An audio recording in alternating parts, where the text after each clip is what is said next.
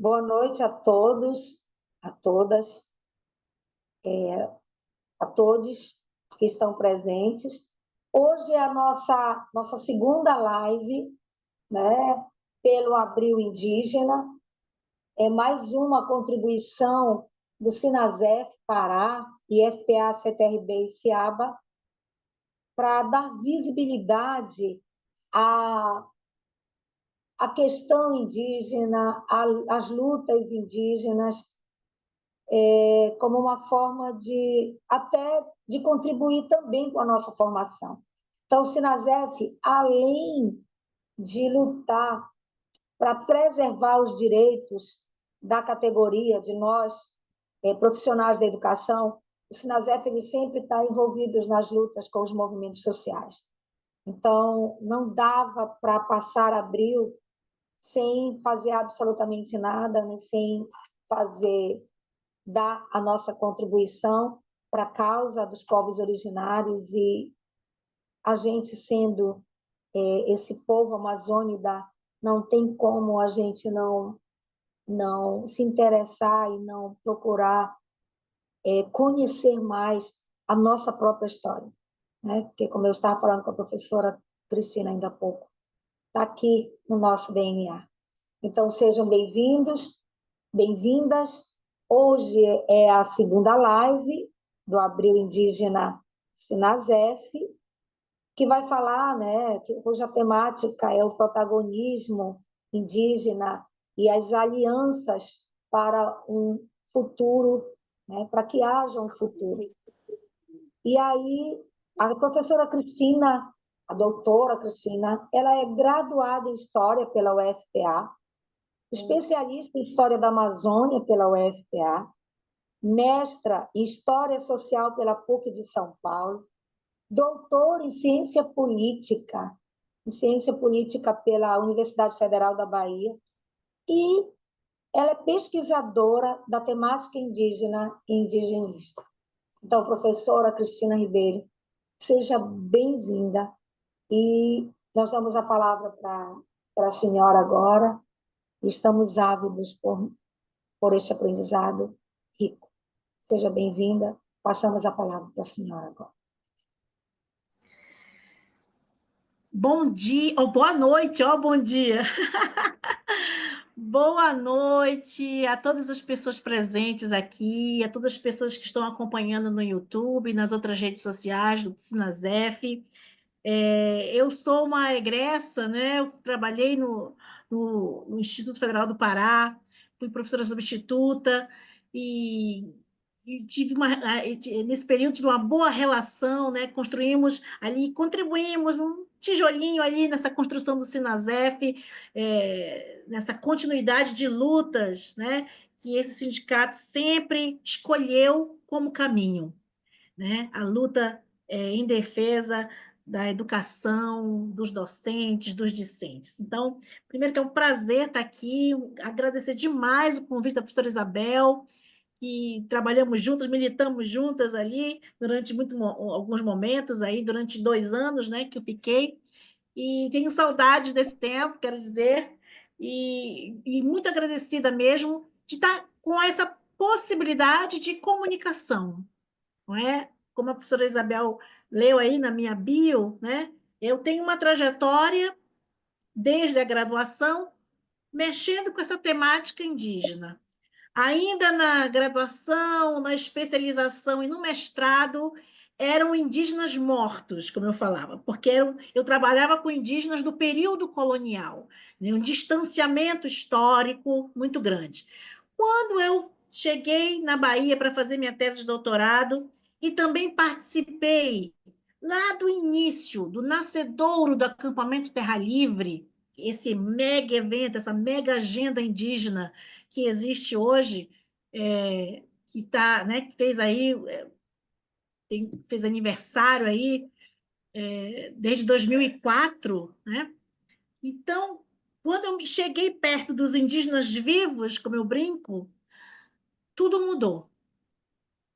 Quer dizer, a trajetória de pesquisa que estava pautada no período colonial, ela se modificou e a gente começa a ver toda essa história, a ancestralidade desses povos, a diversidade desses povos ali, passando na sua frente. Você convive, você conversa, você se estimula por aquelas lutas e você deseja lutar juntos. Então, isso eu brinco que além da minha atuação profissional, a minha atuação política, militante, né, é minha atuação de pesquisadora também. Então, eu sigo nessa pegada. E aí, e eu sempre me apresento, né, sou como uma pesquisadora e indigenista.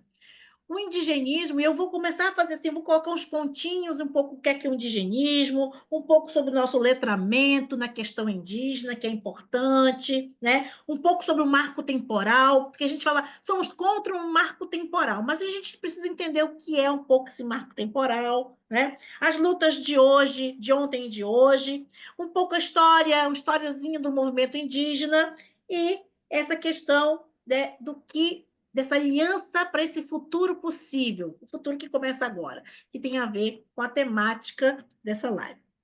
Então, rapidamente falando sobre essa questão do indigenismo, né? Eu me considero indigenista porque tenho essa proximidade, tenho essa participei, já fui em muitas aldeias indígenas, muitos territórios indígenas, fazendo trabalho político, trabalho de educação. Então, você tem essa proximidade e também uma aceitação dos grupos indígenas. Não tem um certificado, não tem um diploma de indigenista, apesar de que a profissão existe. Então, pensando um pouco, essa história do indigenismo, existem três vieses dessa história do indigenismo. Um é o indigenismo de Estado, que começa lá nos anos 70, tá?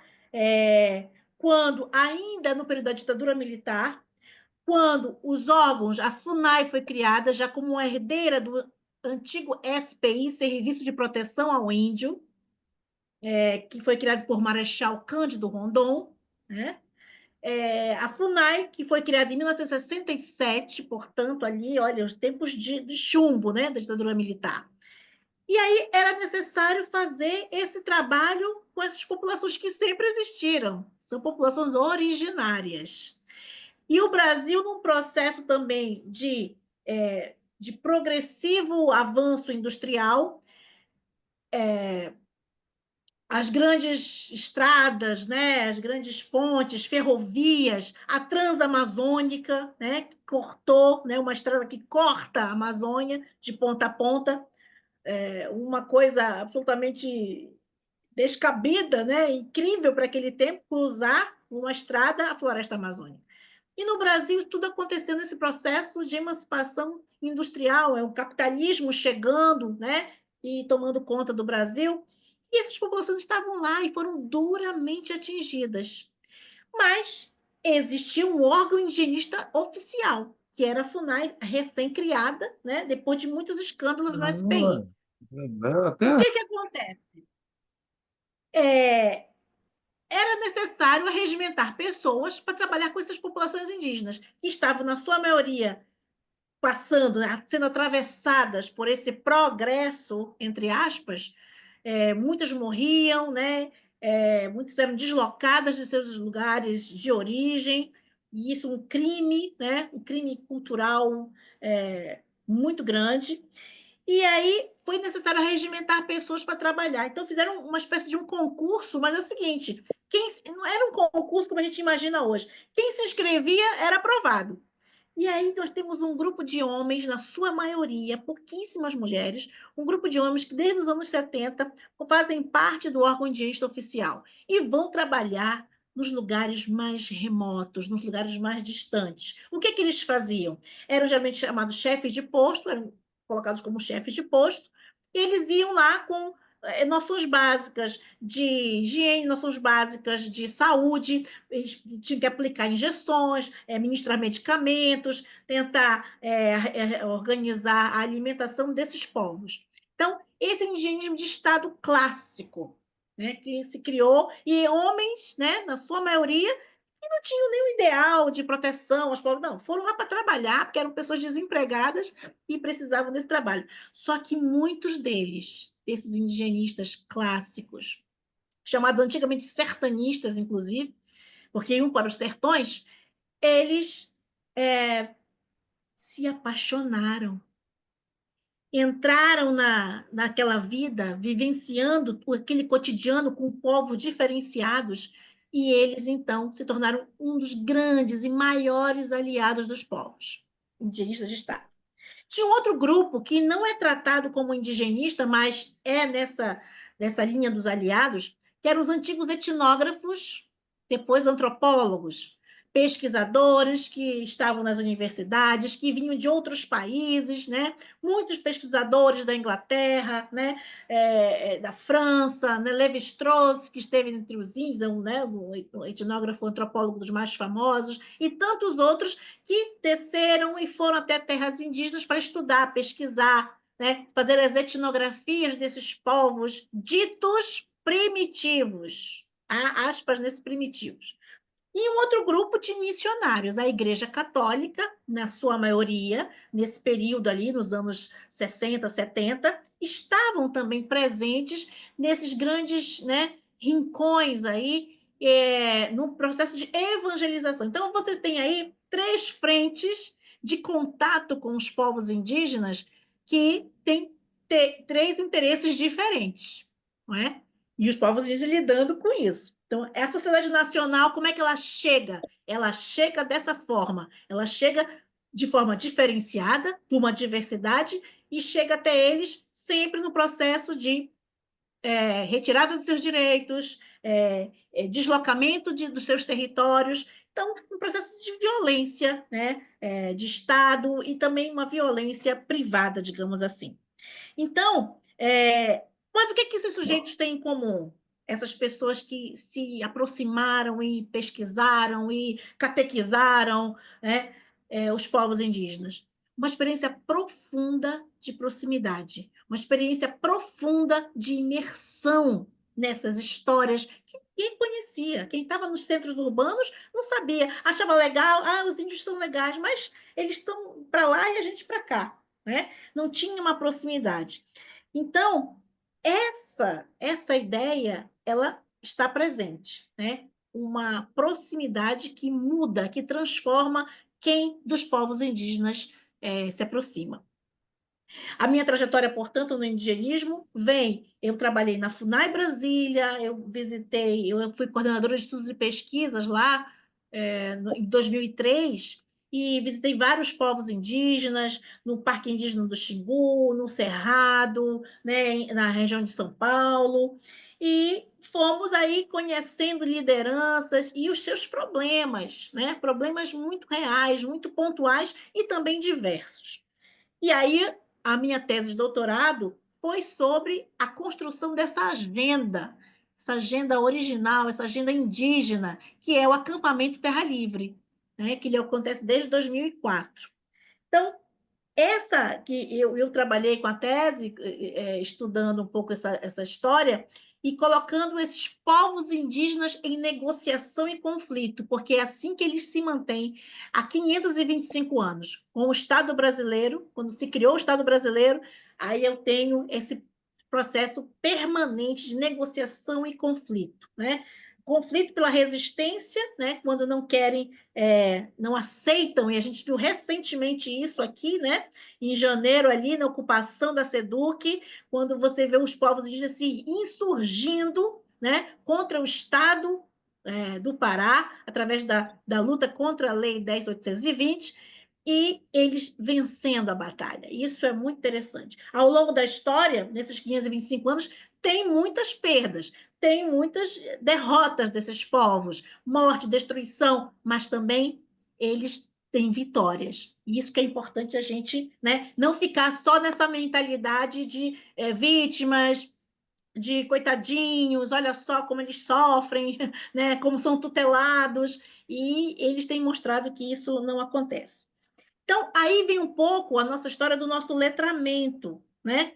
E eu me sinto assim muito melhor, muito mais inteligente, muito mais destemida pela proximidade com os povos indígenas, né? Por conhecer lideranças, por fazer parte, por estar onde eles estão. Isso me deixa muito feliz, né? De estar na minha contemporaneidade, podendo conviver com pessoas que têm uma ancestralidade muito, né? Está aí para contar a história de muito tempo passado. Nosso letramento, uma coisa, inclusive ontem, acho que alguém falou, aí falou tribo, aí a Auricélia na hora falou, não é mais tribo, professora, que usa, porque é pejorativo, né? A Auricélia falou. Porque essa parte do nosso letramento é muito importante. São 525 anos de contato. E a gente acerta muito ao se aproximar dos povos indígenas, mas a gente erra, às vezes, por causa de um vocabulário, que às vezes a gente não domina, não tem, né? Ou ainda pensa como uma história, né, mais longínqua. Então, por exemplo, não usamos mais, eu digo nós, indigenistas, pesquisadoras, pesquisadores e os próprios indígenas, a palavra tribo. Né? Por quê? Há um processo de emancipação, e nesse processo de emancipação desses povos, eles categorizaram tribo como algo pejorativo, né? Até porque na história, tribo, olha essa tribo. E aí a gente tira a ideia de tribo, ela tira a possibilidade da gente conhecer a diversidade. Então, não é tribo, é um povo. E aí a gente precisa aprender, e às vezes tem muita gente, nossos amigos, professoras, professores, que às vezes, eu encontrei um indígena, Cris, eu encontrei um indígena em tal lugar, eu falei, qual era o povo dele? Eu sempre pergunto. Aí a pessoa, eu não sei, porque ainda está na mente que o indígena é um só, e não é. Então, quando você encontrar um indígena, pergunte a ele qual é o seu povo. Você vai ver o olhinho dele brilhar. Porque ele vai ver que você já tem um letramento, que já sabe que existe essa diversidade de povos. Isso é muito importante. Tá? Uma outra coisa, eles já estão usando muito, inclusive a Auricélia reafirmou isso ontem, eu vou numa aldeia. Você pode até falar aldeia, mas eles estão usando mais território. Porque a noção de território não é só a terra demarcada, aquele espaço geográfico, mas é também a ancestralidade, é a cultura, né? É tudo que está ali dentro, junto com aquele povo que faz aquele povo estar vivo e forte. Então, a ideia de território. Eu não vou numa aldeia, eu vou num território indígena, do povo Krenak, né? A gente vai já conseguindo nomear que eles foi negado isso a eles pela história, né? Ou era tribo, ou eram todos batizados, então eles iam perdendo o gentílico, iam perdendo o seu nome, iam perdendo a língua, inclusive. Esse processo foi violentíssimo, porque ocasionou muito a perda das línguas indígenas. Índios não, né, gente? Índios a gente já está vendo, já tem até na internet, já está meio que disseminado. Teve um memezinho de uma menina brincando com o meme, falando, não é índio, não, é povos indígenas, né, que fala. Então, isso é bem legal, porque vai se disseminando na sociedade. Isso é um processo do letramento, né, da questão indígena que a gente vai tendo. Então, a casa dos indígenas, os índios moram na oca, não é? Não. Oca, maloca é um dos nomes. Cada povo tem um nome, chama a sua casa de um tipo, na língua, inclusive. Então, essas coisinhas que foi colocado na nossa mente, né, gente? É muito difícil essas coisas de retirar, né? Mas a gente pode ir tirando essas mochilas, baixando essas mochilas, que elas não nos pertencem mais. Então, é muito importante isso. As lutas de ontem e de hoje, né? Foi falado ontem essa questão do marco temporal. E aí todo mundo, a gente é contra o marco temporal, mas o que é esse negócio mesmo no marco temporal? Tá?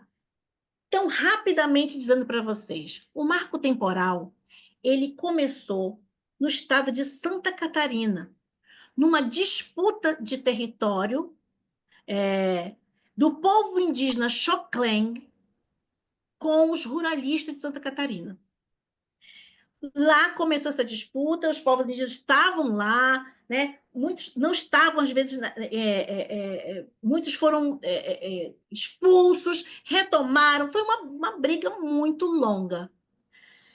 E os indígenas fizeram o quê?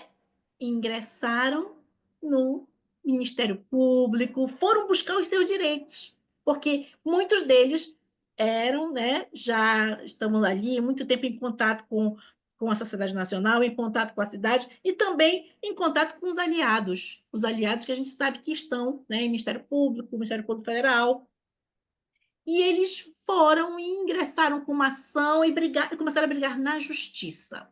Não saíram do território, os ruralistas tentando retirá-los, eles não saíram e ingressaram na justiça. Isso chegou ao Supremo Tribunal Federal, porque os ruralistas criaram uma tese jurídica que começou lá em Santa Catarina, dizendo o seguinte: tá, peraí,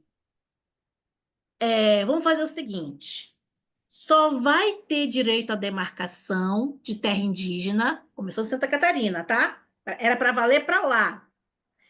Só vai ter direito à demarcação de território indígena quem estava nas terras, os indígenas que estavam nas terras, até 5 de outubro de 1988. Que data é essa? É a promulgação da Constituição Federal. Então, assim, até 5 de outubro de 88, quem está na terra pode reivindicar. Quem não está na terra não pode reivindicar. Essa é o frigir dos ovos, trocando em miúdos a tese do marco do temporal. Ou seja, estabelece um marco para a demarcação de terras.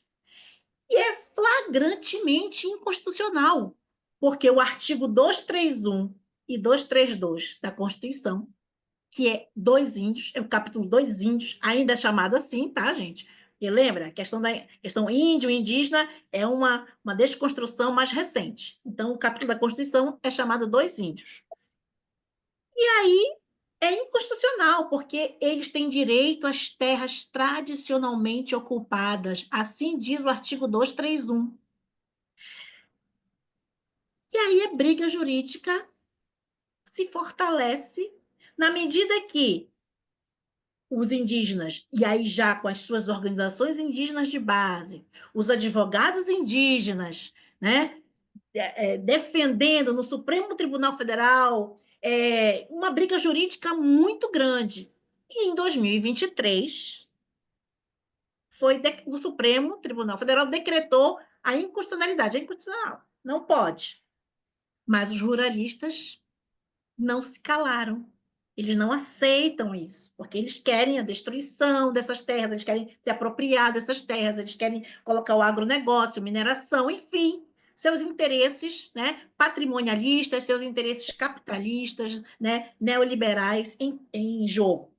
E aí eles criaram uma lei no Congresso Nacional, a Lei 14.701 de 2023, que estabelece o marco temporal. Então, tá uma briga, continua a briga, né? Aí, vamos botar para votar. Aí todo mundo, a mobilização, todo mundo nas redes sociais, não é um marco temporal. E tem muita gente que vem e se aliou e compreendeu essa situação e que é um ganho da causa indígena, é causa ganha, né? Mas nós temos um Congresso Nacional que altamente anti-indígena, né, do agronegócio, da bancada da Bíblia, da bala. Nós sabemos pela educação, né? Quanto a dificuldade que a gente tem, né? Vimos agora a ameaça do Glauber Braga, né? O deputado Glauber Braga também ameaçadíssimo por esse Congresso Nacional. Quer dizer, não bastou a gente votar e derrotar Bolsonaro e o bolsonarismo, no caso, o Bolsonaro nas urnas, mas o bolsonarismo está muito presente e eles são as pessoas que são mais anti-indígenas, né, do mundo. E aí, e mais uma delas, né? E aí já tem uma aceitação na sociedade da questão do marco temporal, né, contra o marco temporal. Então, já tem uma mobilização na sociedade. O que foi que o Gilmar Mendes fez, ministro? Criou uma tal de uma Câmara de Conciliação, que é flagrantemente favorável aos ruralistas. Por quê? Porque eles querem colocar a mineração em terras indígenas. Eles fizeram 94 teses, e aí a PIB, que é a Articulação dos Povos Indígenas do Brasil, com seus advogados, uma galera fantástica, muito, muito afiados, conhecedores das leis, e eles foram contra e se retiraram. Ou seja, se retiraram dessa Câmara porque ela é falaciosa, ela é favorável aos ruralistas, isso não pode acontecer. Então, está uma briga grande. Então, se vocês ouvirem Câmara de Conciliação, é disso que se trata. O ministro Gilmar Mendes que criou para beneficiar ruralistas, porque eles sabem que a tese do marco temporal vai cair. Então, eles estão buscando, né, outras alternativas. Então, um pouco isso, a história, né? Quer dizer, quem são esses indígenas e essas indígenas que se movem como a Auricélia ontem e tantas outras lideranças que estão se movimentando aí nessa contemporaneidade? Eles têm uma história, e eles começam lá em 1974. A primeira reunião indígena foi em 1974, no Mato Grosso. Quem ajudou a organizar, financiar mesmo, foi o Conselho Indigenista Missionário, o CIMI, porque ninguém tinha dinheiro, poucas ONGs, então o CIMI, né, a Igreja Católica aí fazendo uma linha de meia-culpa, de autocrítica, né? O CIMI, ele foi ligado à CNBB, né, Confederação Nacional dos Bispos do Brasil, e que nesse período aí, dos anos 70, anos 80, muito fortemente influenciado pelas comunidades eclesiais de base, pela teologia da libertação, não é? Eles criaram esse grupo, né, esse núcleo dentro da CNBB específico da questão indígena, e muitos indigenistas, portanto, né, também do CIMI, padres, freiras, leigos, que também se lançaram numa outra perspectiva, não mais de evangelização, de traduzir a Bíblia na língua e tentar fazer a cabeça, mas de buscando ajudar na emancipação. Então, foi o CIMI o responsável pelo início. Tinha 15 indígenas nessa primeira reunião, lá em 1974. E hoje a gente tem mais de 6.000 lideranças indígenas, mulheres, crianças, idosos no acampamento Terra Livre.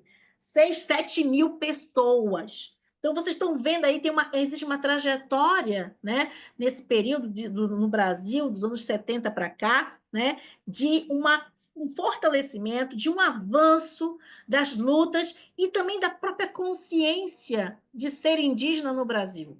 Saindo, se libertando de uma coisa que é muito, muito difícil para eles e para elas, que é a questão da tutela. Eles foram sempre tutelados. O que é isso? Foram declarados incapazes. Alguém tinha que cuidar, alguém tinha que ajudar, não sabia nada, não sabia ler, não sabia nada, não conhecia a sociedade. Eram pessoas ignorantes.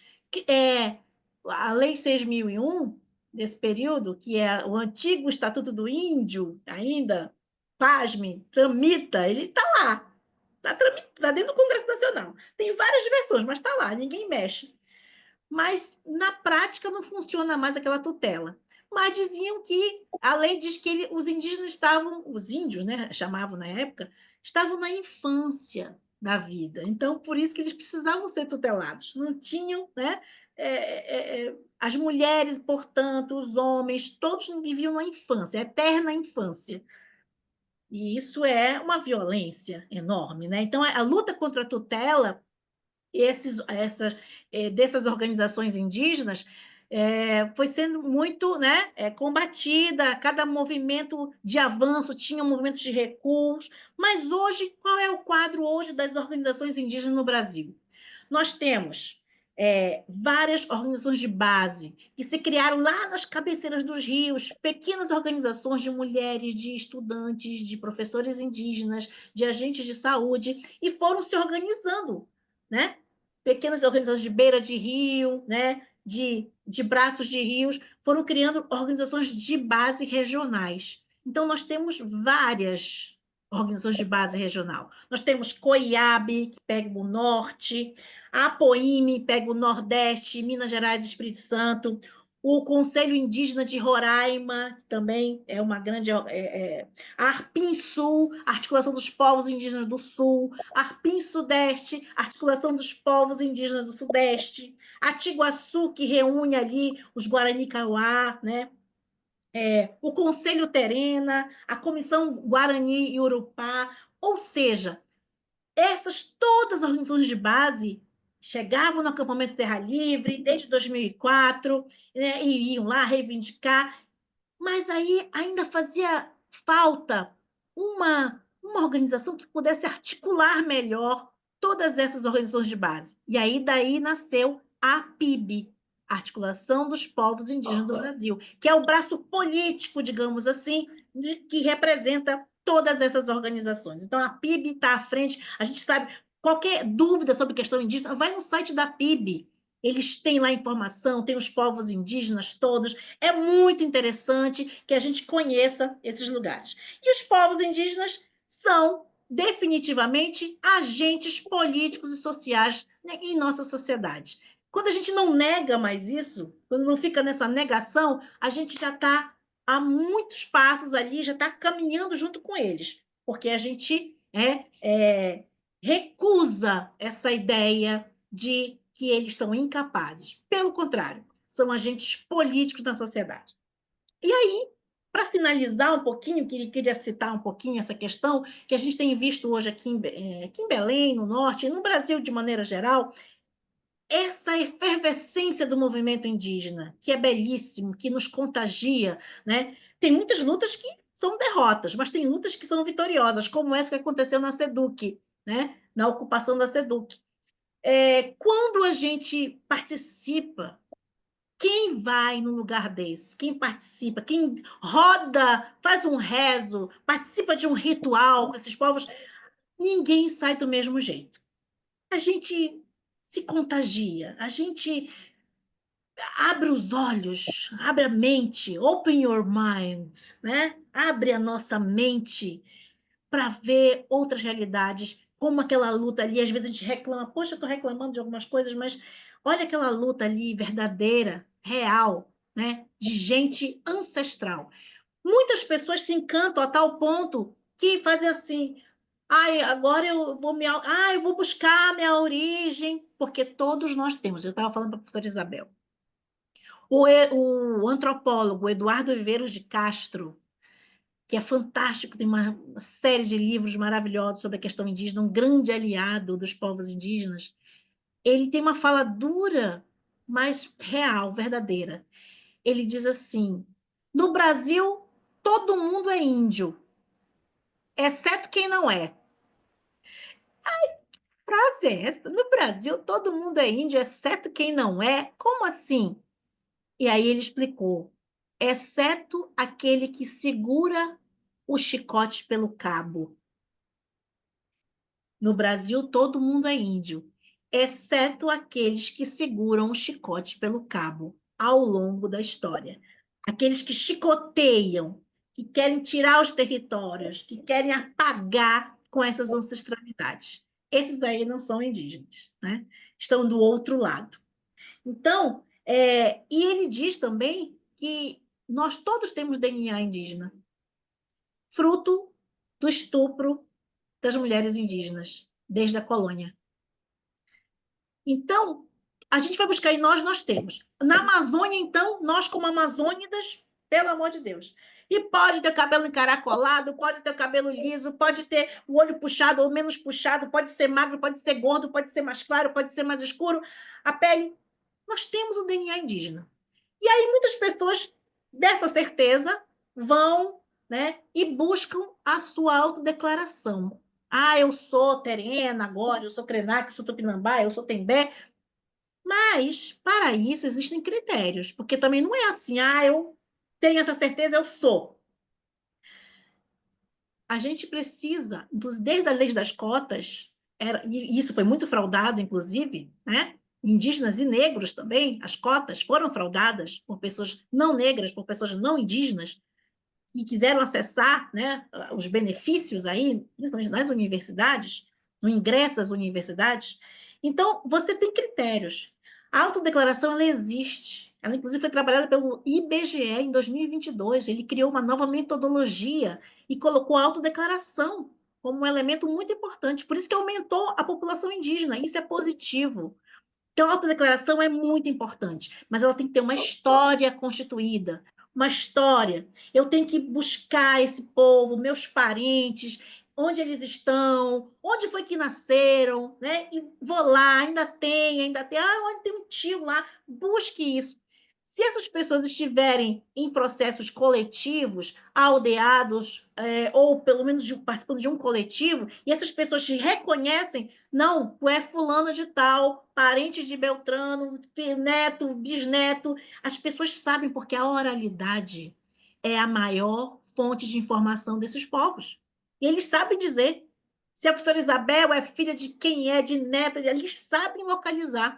E se essas pessoas estiverem vivendo coletivamente num território, isso pode ser atestado, sim. Então, essa autodeclaração, ela se sustenta, porque ela encontra, né, um respaldo num povo, num coletivo.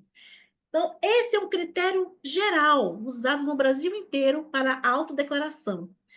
E tem muita gente buscando isso, né? Mas também tem muita gente, às vezes, que, né, não, sou isso, eu sou povo Krenak e eu vou agora chegar lá e dizer que eu sou parenta do Ailton Krenak, ó, meu parente ali, estou com ele, tal, da minha família. E às vezes eu quero vender alguma coisa, né, comercializar alguma coisa com o meu sobrenome indígena. Lembrando que muitas populações indígenas, os Craô, por exemplo, eu estou usando até um colar Craô, esse colar aqui é um colar Craô, do povo indígena Craô, lá do Cerrado de Tocantins, né, do estado de Tocantins.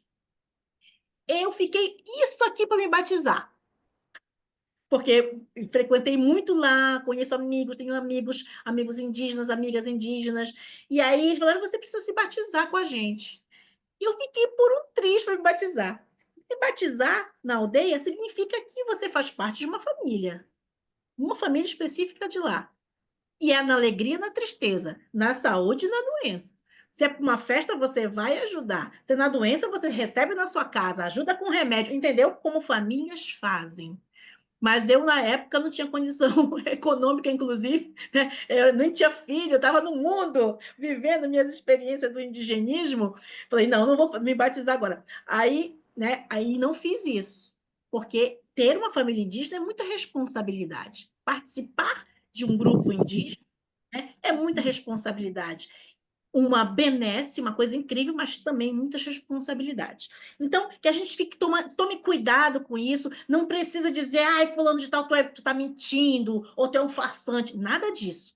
As pessoas estão realmente procurando essa sua ancestralidade, isso é muito positivo. Tá? Agora precisa ver esses caminhos aí, para que a gente não tropece e não tire uma coisa, né? Não apague uma coisa tão importante que é um povo que tem no seu DNA a questão indígena, está se redescobrindo, fazendo essa retomada. Então, eu fico por aqui dizendo que muitas sugestões bibliográficas, né? Mas os livros, claro, de Ailton Krenak, né? Para a gente dar uma pegada decolonial, né? Nas nossas leituras, que é o primeiro, que é Ideias para Adiar o Fim do Mundo, foi o primeiro da trilogia, né, que ele fez. Depois, A Vida Não é Útil, tá? São livrinhos que a gente lê assim, um tapa numa tarde. E o último, que é O Futuro Ancestral,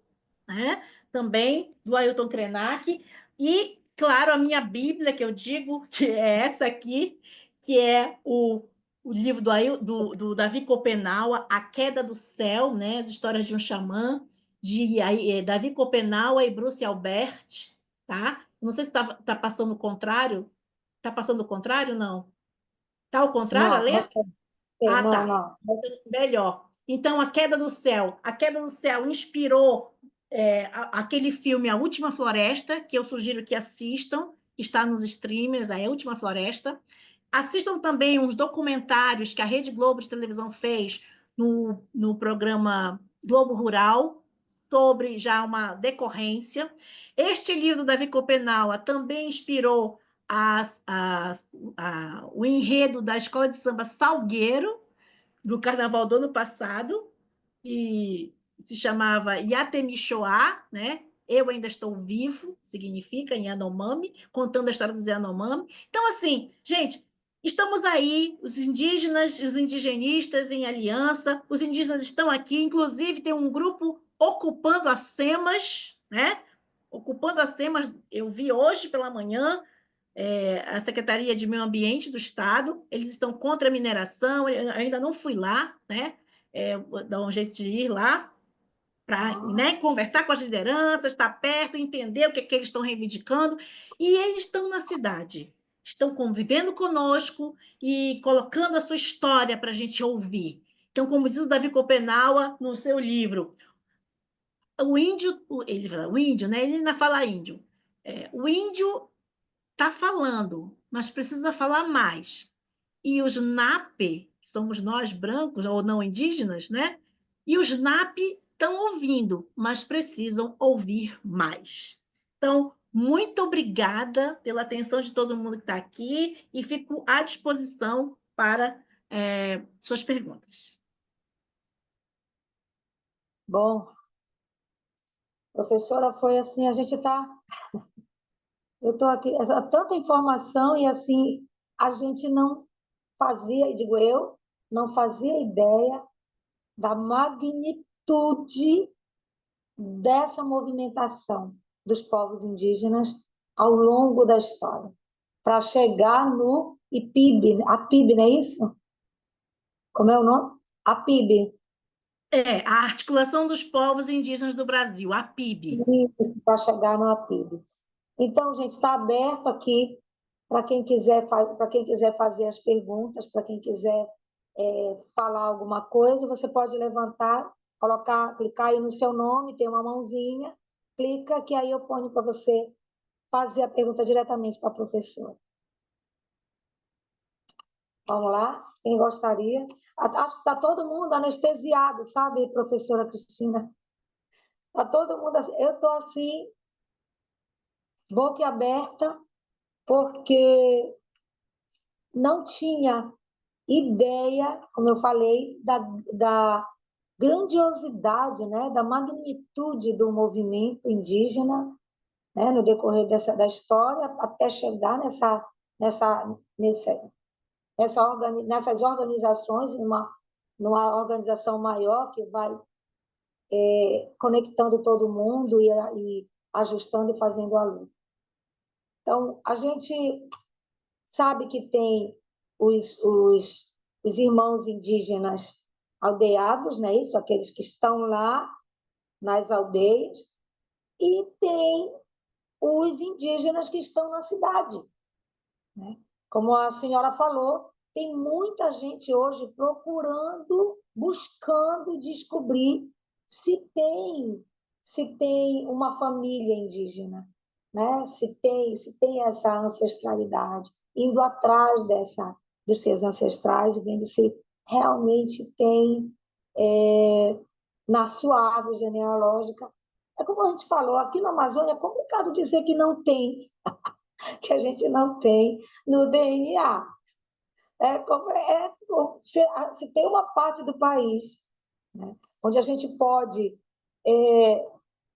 se identificar com os povos originários, somos nós amazônicas, né? Somos filhos, né, dessa floresta. Mas aqui, olha, tem um lugar aqui na nossa cidade que eu costumo dizer que é como um templo para mim.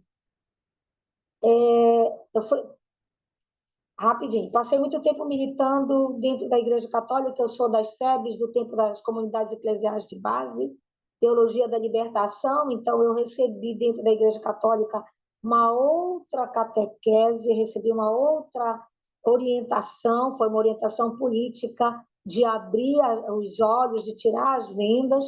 Eu sou fruto desse período dentro da Igreja Católica. Depois eu acho que a coisa entornou, não sei como é que está agora, porque eu demandei. Então, respeito todas as crenças, todas as religiões, mas já não consigo mais ficar naquela coisa, sabe, tradicional. onde não tem nenhuma mulher ali, só é o padre, o pastor, onde as mulheres não têm o protagonismo, onde as mulheres não falam, onde as mulheres são silenciadas, e isso me incomoda muito. Mas respeito. Acho que também é ruim com elas, mas é pior sem elas, porque ainda assim as igrejas no mundo ainda salvam muitos jovens, né, das drogas. É o local para onde muitas vezes a juventude da periferia vai, né, por não ter opções muitas vezes de encontro, enfim. E aí uma parte da cidade, assim, um lugarzinho da cidade que eu passo e eu reverencio é o Bosque Rodrigues Alves, sabe? A gente, a gente passa todo o tempo, a gente passa na frente, ali no Almirante Barroso, e a gente não se dá conta de que o bosque é uma pequena amostra da floresta amazônica, do que foi isso aqui. É mata originária, o bosque. Sim, sim, sim. Então, todas as vezes que eu passo ali no Almirante Barroso, que eu sinto aquele frescor, aquele ventinho fresco vindo desse nosso jardim botânico, ou como é que a gente fala? É jardim, né? Botânico que fala.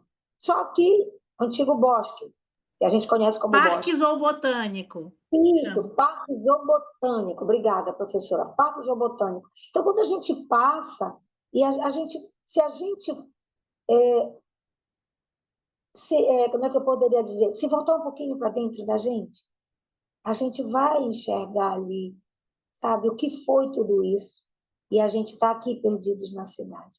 Então, eu já falei demais. Eu gostaria que vocês. Está aqui, já tem uma mãozinha levantada, é o Robson. Robson, vou me calar para dar a palavra para o Robson. Robson, pode falar. Seja bem-vindo, boa noite. Seja Boa bem-vindo. noite, boa noite. Boa noite, Isabel. Boa noite a Cris. E boa noite a todo mundo que está aí acompanhando.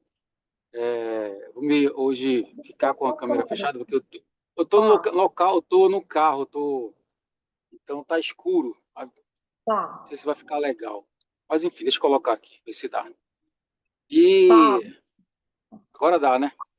dá. Então, eu estou num trajeto aqui, mas eu consigo fazer a minha intervenção.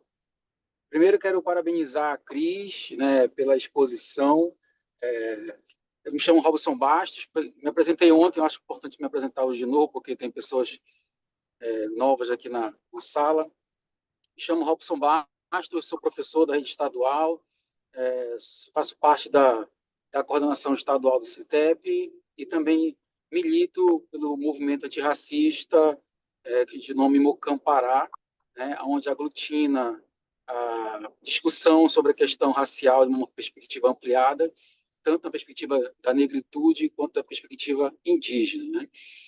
E grupo este que a Cris também faz parte e que a gente tem aí conversado bastante, né? A Cris é uma pessoa que tem nos ajudado a entender um pouco mais, né, ampliar essa nossa percepção sobre a luta antirracista, né, sobre tudo que diz respeito à história do movimento indígena, né? Eu li recentemente um artigo escrito por ela, que me ajudou muito a entender sobre isso que ela falou hoje, né, sobre esse processo de constituição e organização do movimento indígena na história. E é sobre isso que eu queria fazer uma, uma intervenção, no seguinte sentido. A gente tem, recentemente, né, de 2008, uma lei, que é a Lei 11.644, né, que trata sobre a obrigatoriedade do ensino na educação escolar da história e da cultura afro-brasileira e indígena. Essa lei é uma lei que ela altera, né, ela altera a Lei 10.639, né, que trata especificamente sobre o ensino da história da cultura afro-brasileira e africana na escola. E sempre quando a gente vai falar sobre isso em vários espaços, sobretudo em espaços que que é promovido pelo movimento negro ou parte do movimento negro, né? Essa lei ela é um pouco invisibilizada, né? E uma das justificativas para que se não trate essa lei de maneira mais ampliada, sobretudo nas políticas públicas, né? Eu falo isso porque recentemente participei de um debate promovido pela Secretaria de Relações Étnico-Raciais da antiga gestão do município de Belém, e eu fiz esse questionamento justamente nesse debate, né? Por que não dar visibilidade à Lei 11.645 e só tratar a Lei 10.639, né? E uma justificativa é que o movimento indígena trata a questão da educação muito recentemente, né? E uma das conversas que eu tive com a Cris, ela foi me pontuar algo muito importante, né? Que o movimento indígena já vinha pautando a necessidade da inclusão no currículo escolar da história e da cultura indígena, né? E aí eu queria que ela pudesse colocar para a gente aqui os argumentos que ela me colocou, que eu acho que são argumentos importantes, que nos ajudam a instrumentalizar, sobretudo para quem está na educação, para quem é professor, né? Para que entenda que essas duas leis, elas não se divergem, né? Elas se complementam. E quando a gente trata da Lei 11.645, a gente está tratando de uma lei que está abarcando tanto a história e a cultura afro-brasileira e africana, quanto a história e a cultura indígena. Então, eu queria que a Cris pudesse reproduzir, né, e ampliar um pouco mais aqui de uma conversa que nós tivemos sobre isso, que foi muito instrumentalizador. Eu acho que pode ajudar também aqui nesse debate, para quem está assistindo. Obrigada, professora. Professora? Respondo, né? Bom, agradeço demais, Robson. Olha, esse pessoal faz isso, né? Dirige e fala e tá tudo certo. Que chique! É um luxo. É um muito bom motorista. Bom, Robson, agradeço pela sua pergunta. Professor Robson, uma pessoa que eu tenho já um diálogo há algum tempo sobre essas questões. São questões que nos angustiam quando a gente está aí no mundo, né? Em sala de aula, nos movimentos sociais, e a gente vê isso acontecer, né? Fortemente. Que bom que você, obrigada pela essa pergunta, de poder falar sobre a lei 11.645. Porque eu vi coisas assim, bizarras em relação, depois que a lei foi criada, em grupos de movimentos sociais, e eu também questionava, e eu ouvi dizer, não, mas a Lei 11.645, ela é falha, a 10.639 é mais ampla. Eu ouvi esse contrassenso, que é exatamente uma inversão discursiva muito perigosa e que foi se estabelecendo, né? Falaram em amplitude da Lei 10.639 porque ela tem mais linhas, mais páginas, às vezes, né? E a 11.645 ela é pequenininha mesmo, ela é uma lei pequenininha. Porque a 10.639 era uma lei que, quando ela se estabeleceu em 2003, ela tem teores explicativos necessários, porque era um enfrentamento enorme para que ela acontecesse. Uma grande vitória do movimento negro, organizado no Brasil, né? E fez ela ser promulgada em 2003. Mas a educação escolar indígena, né? A educação ministrada pelo Estado, a relação dos povos originários com o Estado brasileiro, ela é muito antiga, muito mais antiga. E a dominação da língua, a proibição da língua, isso tudo maculou e matou muitos povos indígenas no seu processo de emancipação, brecou esse processo de emancipação que os povos negros e negras não tiveram. Ou tiveram, sim, enfrentamento, violência, ninguém está dizendo que não teve. E isso fez com que houvesse, ao longo do tempo, essa invisibilidade. E aí, e o movimento indígena aprendeu demais com a articulação, com o poder político, os grupos de síntese com o movimento negro, porque, na verdade, essas alianças elas são ancestrais. E por que existiu? Por que Palmares existiu lá na Serra da Barriga, num lugar estratégico, ou um conhecimento de chegar até ali.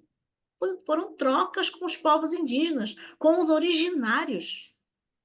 Então, quando foi, eu sempre fico me perguntando, professor Robson, quando foi que houve essa cisão? Quando foi que, olha, indígenas fiquem para cá, nós vamos seguir o movimento negro? Porque existe alguma coisa. Não foram eles, os grupos, não foram o movimento negro, nem foram os povos indígenas. Foram aqueles que querem sempre, estão aí sempre para nos para fazer cisão, né? Para derrotar, para fragmentar. Mas, enfim, a história, né, tem dito. E aí, quando chega a lei 2000, em 2008, que o movimento indígena consegue estabelecer, que chega às vias, né, que chega a Brasília, que toda uma discussão passada por municípios, por estados, né, pelas federações nessa época, pelas organizações indígenas, e chegam até a promulgação da lei, ela amplia. Ela é uma lei que amplia para além de todas as informações, a história dos 388 anos, né, de contato dos povos africanos, essa história construída nesse território que a gente chama de Brasil, tem 525 anos de história construída por esses povos. Então, ela amplia. Só que sempre teve muito mais, por exemplo, produção, material, né? Pesquisadores, acadêmicos, intelectuais negros e negras, que bom, foram ampliando e foram desbravando, né? Esse eurocentrismo existente entre nós até hoje. Mas os povos indígenas estavam, porque, veja, até a educação diferenciada. Eles questionaram, não é possível que o calendário acadêmico, né, escolar, fosse colocado como um quadrado dentro dos territórios indígenas. E as festas rituais? Quando tem festa ritual, para tudo na aldeia. Ninguém vai para a escola. Ai do agente de saúde, ai da professora de fora, o professor de fora, que não participe do ritual. Para tudo. Colheita, para tudo. Então, esse desenrolar, essa especificidade da educação já vem sendo trabalhada há muitos anos, muitos anos. E quando os movimentos começaram a se organizar, aquelas organizações que eu falei de base, né, começaram a engendrar, eles já colocam há muito tempo, desde os anos 70. A primeira reunião, essa que eu citei para vocês, 1974, já tratou de educação escolar diferenciada e saúde diferenciada para os povos indígenas.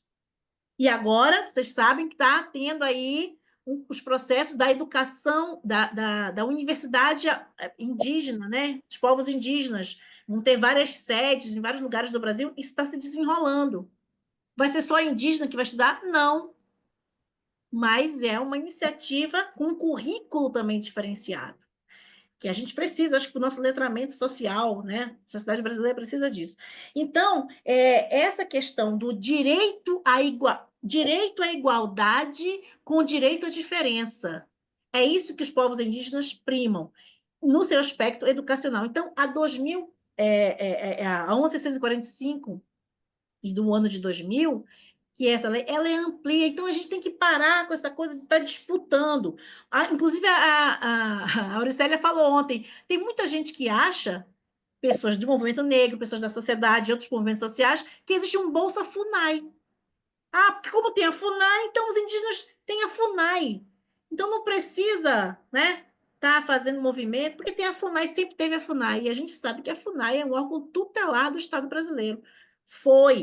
Hoje em dia está muito diferenciado, houve uma ressignificação quando a gente tem a primeira mulher indígena, né, presidente da FUNAI, que é a Joênia Wapichana. Então, eu acho que tem essa coisa, essa perspectiva, essa vontade, né? Já vou passar a palavra para o Williams, que quer fazer pergunta, já tem essa disposição, essa necessidade de colocar a questão, e esse debate da educação escolar de diferença é muito longo, é muito antigo também, tá? Mas só em 2008 conseguiu se emplacar isso, né? Com a promulgação dessa lei, que ela amplia, gente. A gente tem que trabalhar nessa perspectiva. É a aliança, porque a aliança foi ancestral. Precisamos identificar, e eu quero investigar isso, né? Quando é que foi essa cisão? Quem é que provocou essa cisão? Eu já sei, de antemão, é minha hipótese que eu já, né, que é o capitalismo, né, que criou essa cisão entre esses grupos, porque juntos somos mais fortes, né? Com E o certeza. capitalismo teme isso, né? E os dominantes, o capitalismo, né? Os financeiristas, o agronegócio, eles temem essa união. Então, eles trabalham ali pela fragmentação. Mas acho que a gente está dando um salto aí quântico na sociedade e vai retomar essa aliança. Então, por isso que essa linha que o professor Robson e é o que a gente tem falado um pouco refletido sobre isso, né, de buscar essa aliança no antirracismo. O antirracismo não é só para negros e negras. O antirracismo, né, é também incluindo os indígenas, porque eles têm as suas histórias de preconceito aí para falar. Meu Deus, falei muito, não sei se respondi, Robson. Obrigada, professora. Agora é a vez do Williams. Falei seu nome direito? Boa noite, seja bem-vindo. Boa noite, eu estou tentando Professor ouvir Isabel, baixinho. só para informar que tem uma pergunta lá no chat também. Oh, meu Deus. Tá, mas pode Boa continuar noite, enquanto eu leio o chat. boa noite, companheiras e companheiros. Primeiro, eu queria me desculpar que eu entrei muito atrasado na sala, mas deu para pegar o final da fala da Cris e só pelas indicações bibliográficas que ela fez, tenho certeza que foi maravilhosa a fala da companheira Cris. Fiquei realmente muito contente. Eu sou professor da Rede Municipal de Belém. E ano passado eu trabalhei com mediação de leitura. E tem pelo menos antes da pandemia, eu já vinha com a ideia de trabalhar leitura em sala de aula, privilegiando as contribuições de escritores que tratam da questão africana, negra e indígena. No ano passado, participando de um curso, eu descobri esse livro aqui, que inclusive já falei para as colegas na escola, é o Cocarzinho Amarelo, ele é bilíngue, português e Nhingatu, é do Iguaré Yaman. Um livro que eu, como eu estava dizendo, já indiquei para as colegas, que é muito bom da gente trabalhar no mês de maio. Ele é uma versão regionalizada daquele Chapeuzinho Vermelho. Quando eu vi algumas colegas trabalhando o Chapeuzinho Vermelho na escola, quando a gente tem um livro desse aqui, ó, porque realmente eu fiquei assim. E aí, eu vou na linha do Robson também. A minha preocupação, aliás, não é uma preocupação, mas assim, 70% das escolas não aplicam a lei, não digo nem a 11.640, nem a 10.639, 11.645, né? Essa é a primeira de 2003. E a maior dificuldade que a gente encontra nas nossas escolas, infelizmente, é o engajamento dos nossos colegas. Não tem quase nada.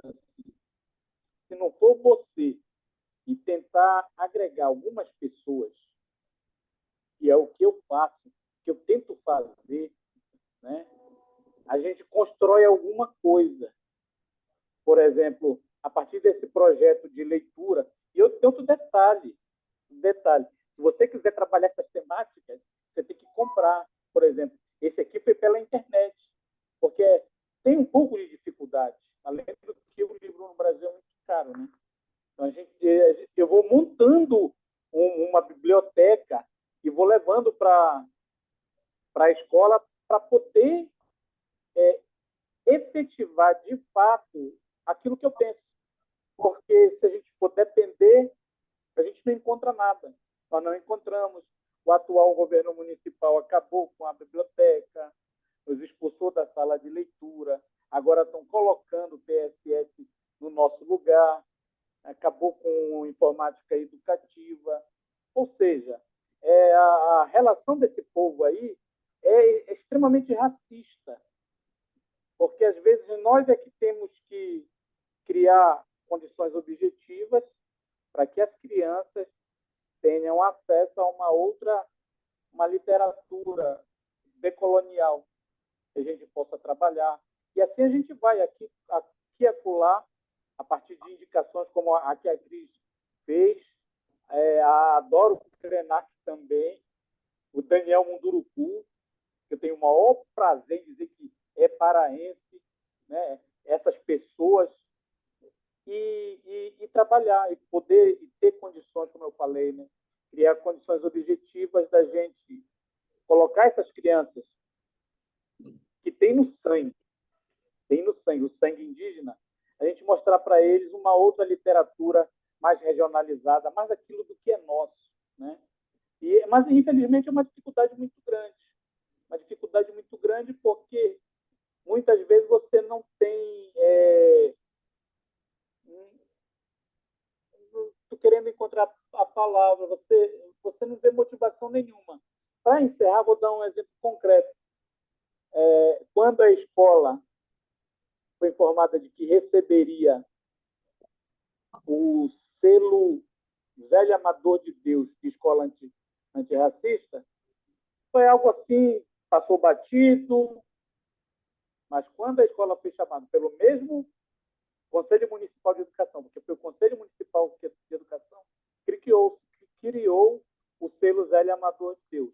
Esse selo, ano passado foi o primeiro ano, e é de 2 em 2 anos que as escolas são agraciadas. Mas quando a escola foi chamada pelo mesmo conselho para receber um certificado de que era uma escola regularizada, é uma festa, e todo mundo bate palma, aquela coisa. Mas quando se trata de uma questão que é fundamental para a gente, né? Fundamental para a gente, no sentido de criar uma escola mais inclusiva, mais humana, mais solidária, as pessoas... tem um projeto aí, a gente tem que fazer um projeto. Manda para o fulano. Não um projeto antirracista. A escola não abraça isso como se fosse de todos. Manda lá para o professor, que ele gosta desse tema aí, ele já lê, ele já estuda, ele já trabalha. Mas, assim, nunca é uma questão, um tema de fundamental importância que é abraçado pelo conjunto de trabalhadores e trabalhadoras, pelo coletivo. Então, nós temos que fazer isso ainda. Nós temos muito ainda o que caminhar, né, nessa estrada, e sensibilizar os nossos colegas de que é fundamental a gente trabalhar essas questões, porque elas estão entrelaçadas com outras, né? Mas eu queria, mais uma vez, então, parabenizar pela iniciativa de realizar esse debate, e particularmente a companheira Cris, pela fala e pelas indicações. Muito obrigado, gente. Obrigada, professor. Obrigada pela sua participação. O Gilbertinho fez uma pergunta no chat. Você não quer perguntar diretamente para a sua professora, Gilbertinho? Você pode falar. Faça a sua pergunta. Ligue o microfone, ou não dá? Ele conseguiu. Bom, a pergunta dele é: professora Cris, gostaria de saber sobre a luta antirracista dos povos indígenas. A senhora responde ou quer ouvir a próxima pergunta da Maria Antônia? Maria Antônia, faça a sua pergunta e depois a professora responde a do Gilbertinho e a sua, e a gente vai depois para as considerações finais e encerrar a live, que já são 20h15. Vamos lá, Maria Antônia. Seja bem-vinda. João, Isso, boa noite, minha querida. Seja bem-vinda. Pode fazer a sua pergunta. boa noite. Fala. Boa noite, Boa... professora. Não estou acertando colocar aqui, né? Pode falar, que está todo mundo lhe vendo e lhe ouvindo. Estão me vendo? Estão lhe vendo e lhe ouvindo. Tá. Olha só, queria fazer uma pergunta, queria primeiro parabenizar, né, a professora Cris. Coincidentemente, eu abri aqui o Zap e vi, né, o card da atividade, e eu sou uma pessoa muito simpática, muito apaixonada pelas questões indígenas, né? E eu estive no acampamento na SEDUC, né? Contribuí muito lá com os indígenas, participei dos rituais, né? Com eles e com elas, né? Muitas mulheres maravilhosas.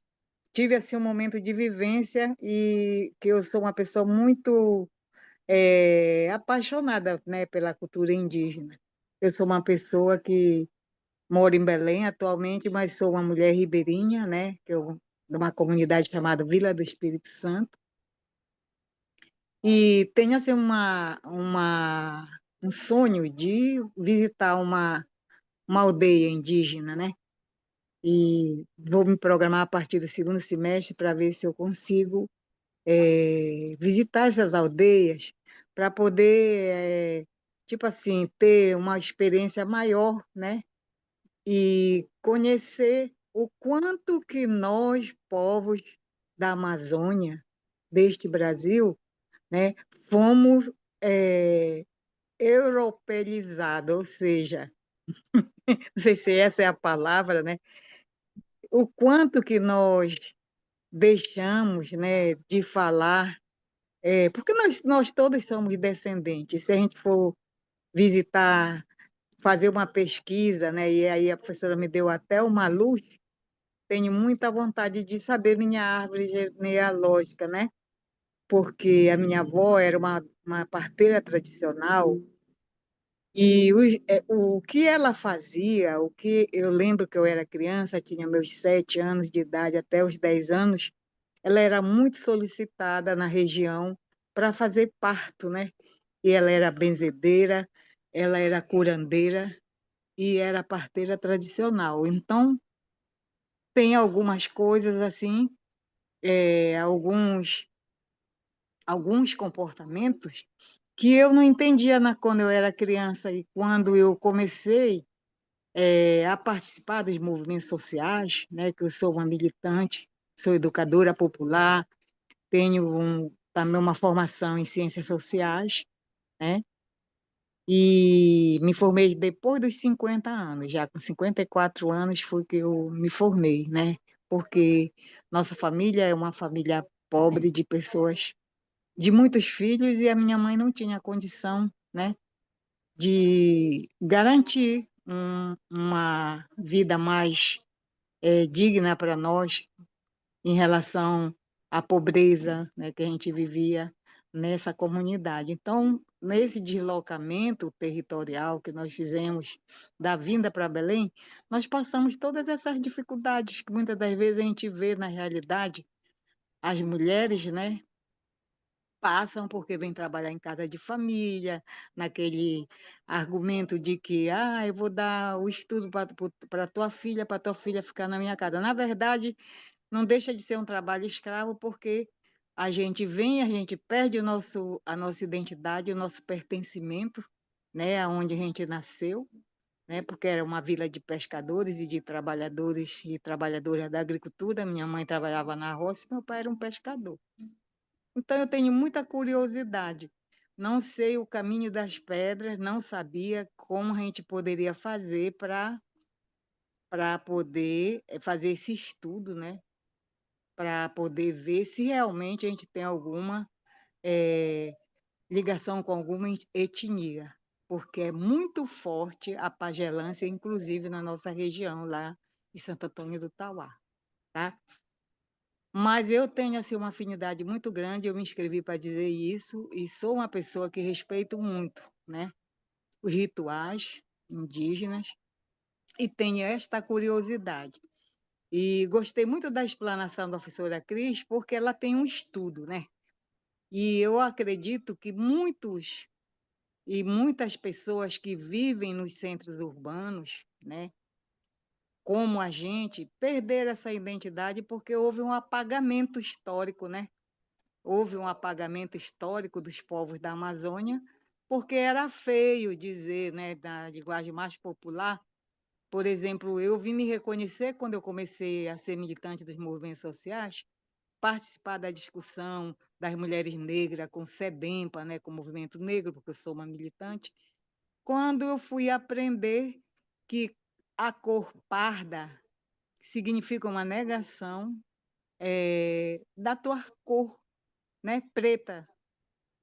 Então, a nossa certidão de idade, ela foi feita por um branco, que era um dos coronéis que vivia na região. Eu fui conversar com a minha mãe quando ela ainda era viva.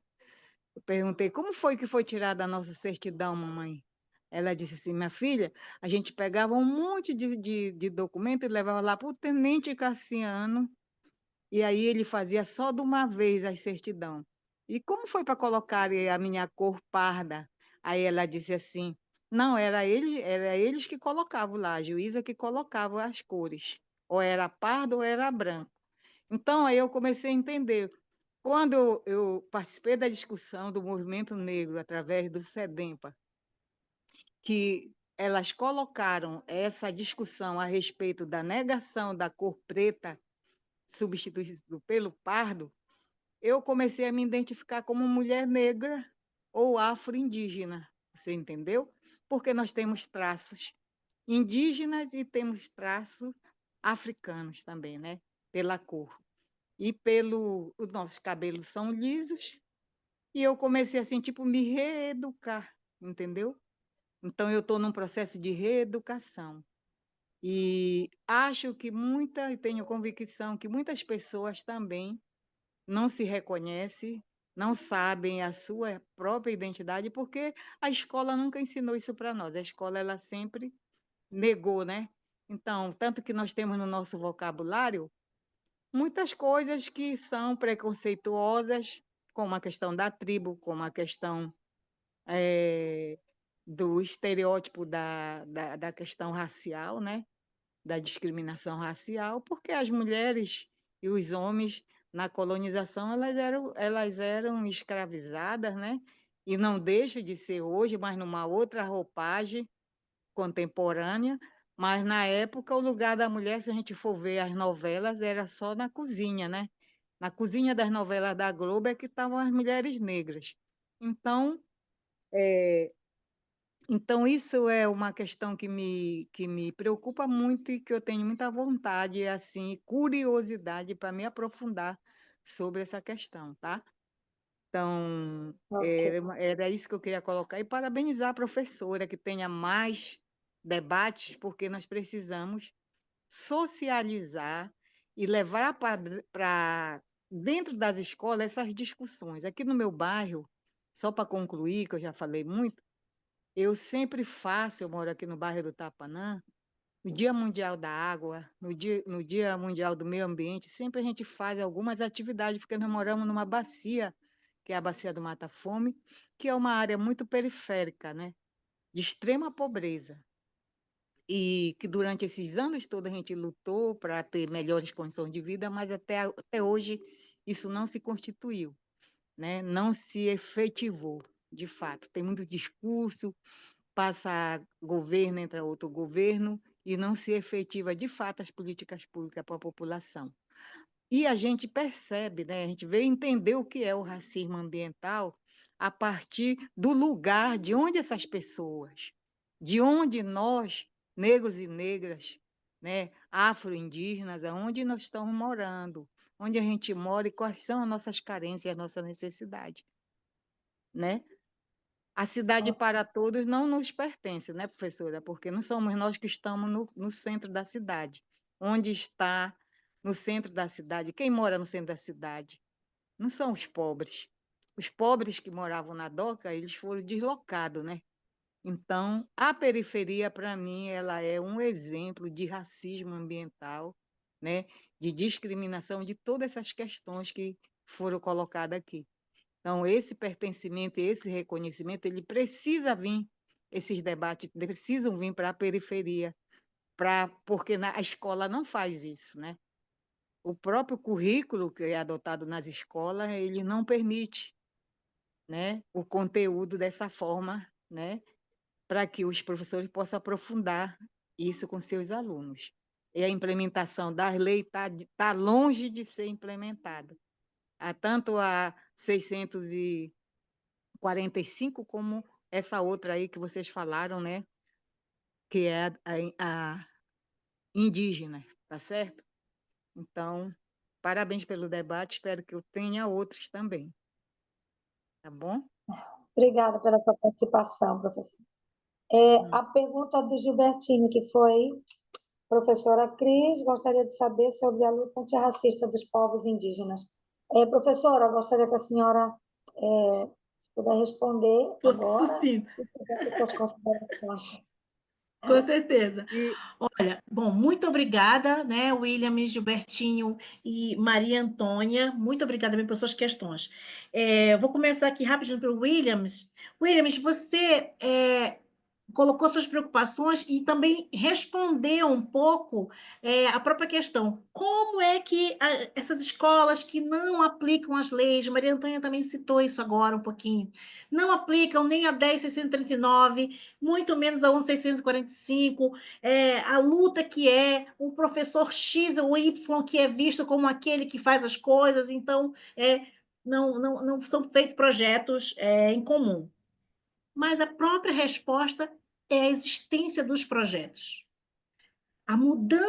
Houve uma mudança aí nas escolas com a introdução dos projetos. Muitos professores já fazem, e muitos professores já procuram fazer em conjunto, né, de várias disciplinas diferentes. E não só porque eu não vou dar aula, mas porque realmente tem um compromisso com a educação. A gente sabe que não são todos, mas isso também já vem mudando. Então, assim, a insistência, Williams, a insistência de continuar fazendo projetos, de continuar propondo projetos para as escolas e que coloquem, né, não só negros e indígenas em abril e negros e negras em novembro, mas durante o ano todo. E isso é outra quarta parede que a gente tem que quebrar, né? Que não é indígena no mês de abril e não negros e negras em novembro, mas durante o ano inteiro. Trabalhar essa linha, né, antirracista que extrapole essas caixinhas, né, que a sociedade tem nos colocado durante muitos anos. É difícil romper, igual o patriarcado. Tem coisas que estão lá dentro, difíceis de serem removidas, de serem trabalhadas, porque estão profundamente arraigadas na sociedade, nas nossas mentes, nos nossos corpos. Mas o fato de continuar tentando realizar esses projetos. Continue propondo os projetos e sempre nessa perspectiva de ampliar, né, para indígenas e negritude. Gilbertinho, a luta antirracista dos povos indígenas, ela é a luta inclusive usando um termo que um grande companheiro nosso, chamado Anísio Guató, utiliza muito. Ela é a luta pela reexistência.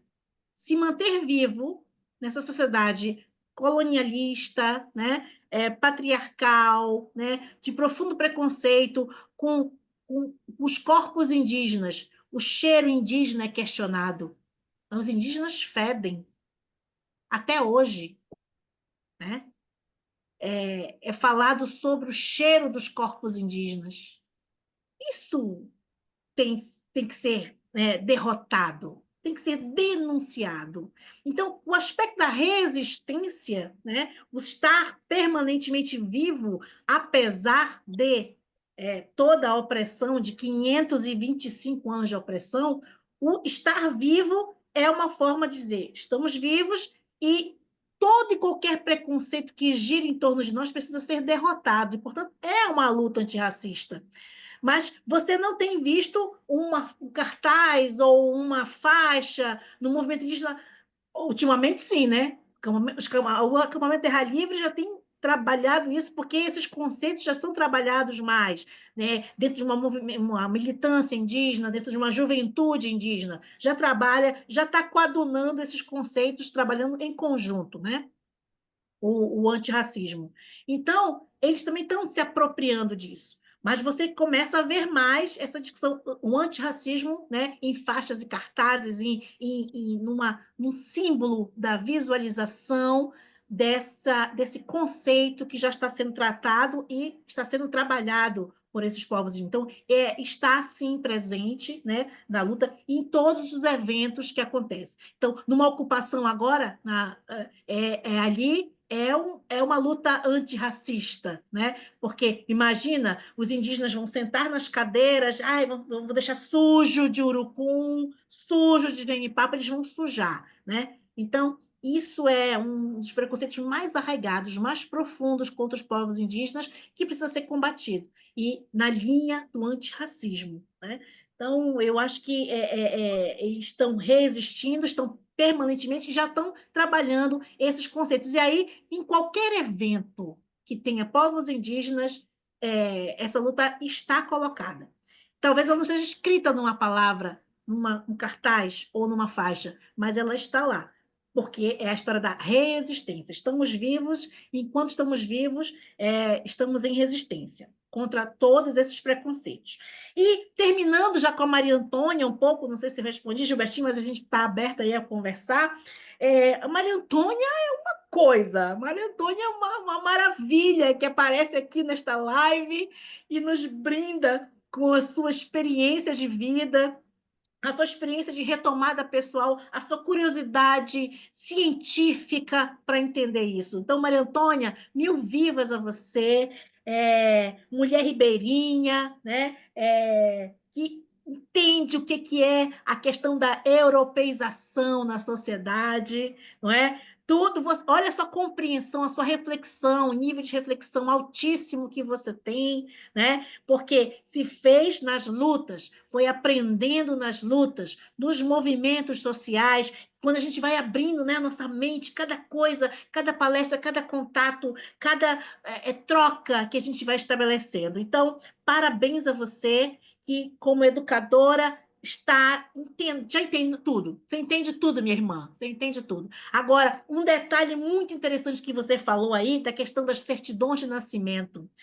A negação da negritude, correto. As juízas, antigamente, dos cartórios, né? Os cartorários, é isso. Ou era parda ou era branca, né? Aí negava a origem negra, mas meu amor, negava a indígena também, tá bom?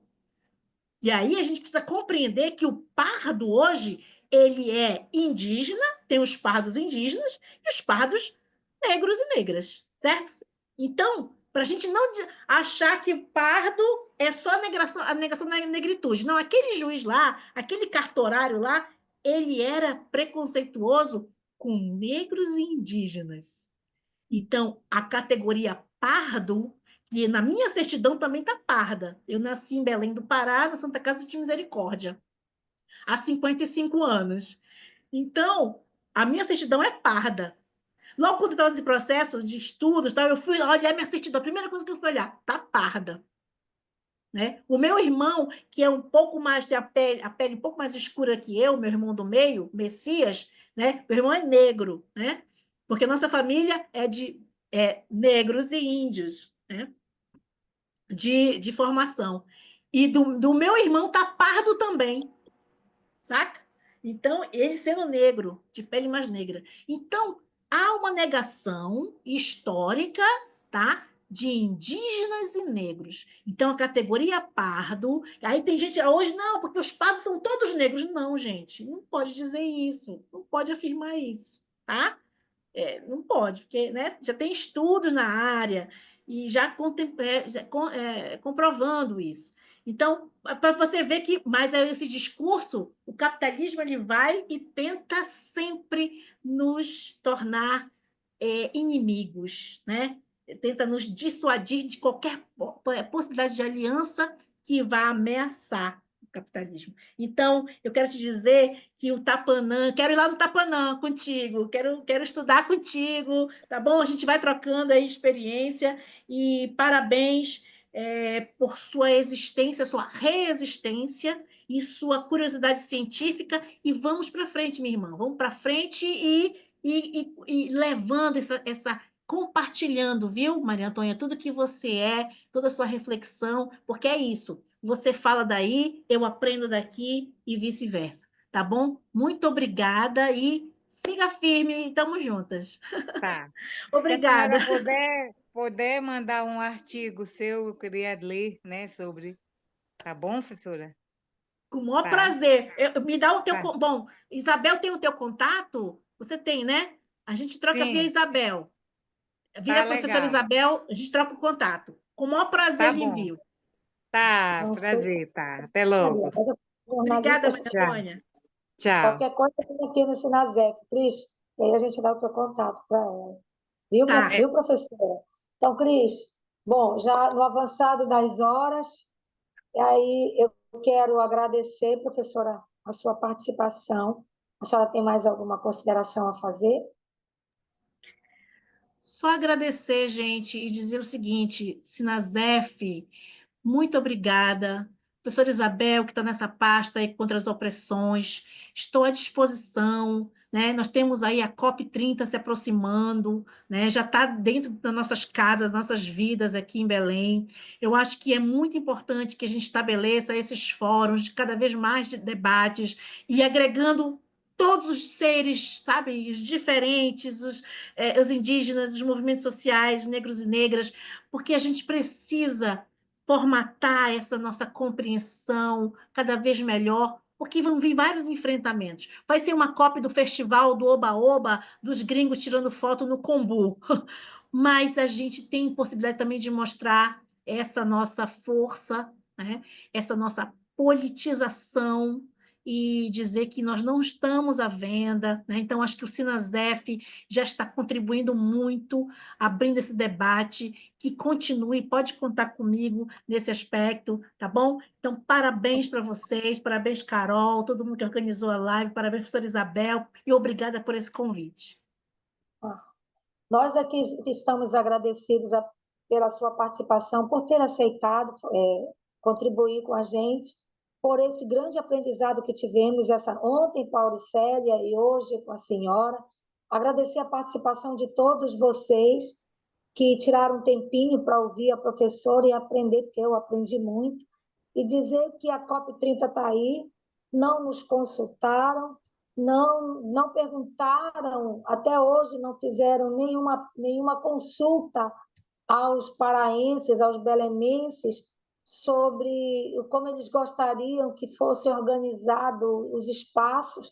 Nós temos uma floresta que foi uma estrada que cortou aqui, uma área de preservação em plena da Augusto Montenegro, que vai parar não sei aonde, e a gente vê a falta de respeito, como é que para uma COP30 você sacrifica uma grande quantidade de árvores e animais, porque ali tem uma população, tem uma fauna, tem uma flora, mais uma árvore feita de ferro, de metal. É assim, tanto absurdo acontecendo nessa organização para a COP30 e o povo do Pará não foi ouvido. A população não foi ouvida, os indígenas não foram ouvidos, a negritude não foi ouvida, Verdade. não fomos ouvidos. Então, quero dizer para vocês, muito obrigada. A luta só está iniciando. E como eu sempre Tá digo, certo. nós sempre falamos, só a luta muda a vida. E eles vão nos Isso, ver agir nessa COP30, porque nós não tá vamos nos calar. certo. Um beijo no coração e obrigada pela participação de todos. Nada Professora, para Muito nós obrigada, sem nós. Williams, Robson, Muito muito obrigado, obrigada, gente. Valeu Regina, pela palestra. Isabel, Dona Maria Tchau. Antônia, Gilbertinho, Boa muito noite. obrigada. Boa obrigada por noite. tudo. Um beijo. Obrigado. Beijo no coração, gente. Valeu. Parabéns pelo Sinasep, pela iniciativa. Obrigada pela sua participação, professor. Foi magnífica. E não desista, Obrigado. tá? Tenha Não, paciência com nunca, seus colegas. Tenha nunca. paciência com seus colegas e Eu vá vou com fazendo o calma, mas incremento vou. com esse Williams é carisma, dos imprescindíveis. com esse sorriso. Um Obrigado, abraço. gente. Tchau, tchau. Beijo, gente. Boa Um noite. abraço, Obrigada. Boa obrigada. noite. Pronto.